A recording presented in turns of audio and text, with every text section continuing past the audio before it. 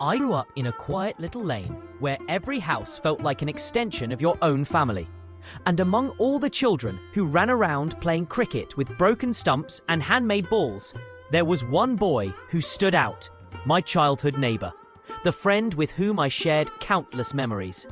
From climbing mango trees to stealing chalk pieces from school for gully games, we grew up like brothers, always side by side. Years passed, and while life pulled us into our own paths, studies, jobs, responsibilities, that unspoken bond never faded.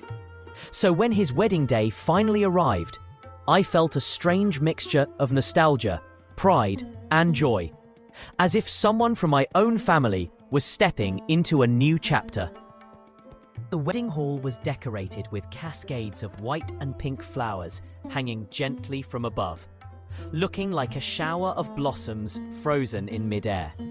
The air was filled with the fragrance of jasmine, roses, and that familiar mix of agarbatti and ghee lamps, the scent of every Indian celebration. Golden lights shimmered across the hall, reflecting off silk saris, gold jewelry, and the bright smiles of relatives who had travelled from near and far. The backdrop glowed with hundreds of carefully arranged roses, and in the centre of it all was a stage as grand as a fairy tale. White drapes, floral arches, and the glow of chandeliers that made everything feel magical. When he walked in, dressed in a cream-coloured sherwani with a matching turban and long jasmine garlands resting across his chest, I couldn't help but smile. He looked nothing like the boy who used to run barefoot in the rain or argue with me about who got to bat first. He looked like a man, confident, calm, and ready to start a new journey. Yet, when our eyes met, he gave me that same familiar grin from our childhood days. The one that said, "We made it, brother." And just like that, years of distance and silence melted away. The bride stood beside him, wearing a rich maroon sari adorned with traditional gold borders. Her jewelry sparkled under the lights. Bangles, necklaces, mangtika, all carefully chosen, each piece holding its own meaning. She looked serene, slightly shy, but with a quiet happiness glowing in her eyes. Together, they made a picture that felt straight out of an Indian wedding album. Graceful, traditional, and full of promise. Around them stood proud parents and relatives, dressed in bright saris and elegant kurtas. Their faces were full of emotion, the kind only families feel on such days. Love, excitement, and a little bittersweet sadness. Someone kept adjusting the bride's garland. Another teased the groom for looking too serious. And yet, everyone paused now and then just to admire the moment.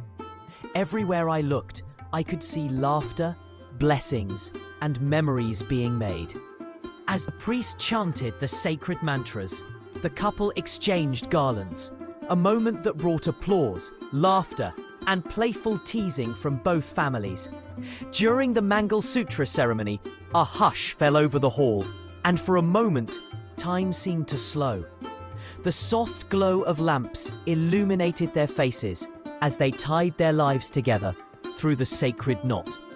When the bride and groom took their 7 steps around the fire, promising companionship, trust, love, and loyalty, I felt a lump in my throat.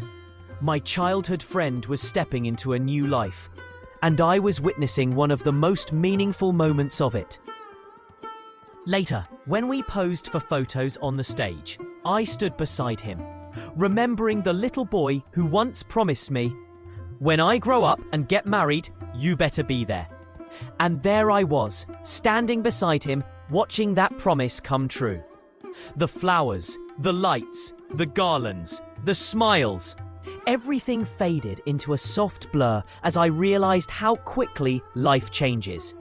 But some bonds, the ones built in childhood, remain unshaken, even as we evolve, grow older, and start new chapters. As the ceremony ended, and guests slowly left the hall, the newlyweds remained on the stage, surrounded by blessings, love, and warm wishes. Their journey had just begun, and I felt grateful to have known him since he was a carefree child, and grateful to stand by his side now as he stepped into adulthood's greatest commitment. That night, as I walked home through the familiar street where we once played, I realized something beautiful. Childhood friendships never truly end. They simply change shape, becoming memories that walk with us into every new chapter of life.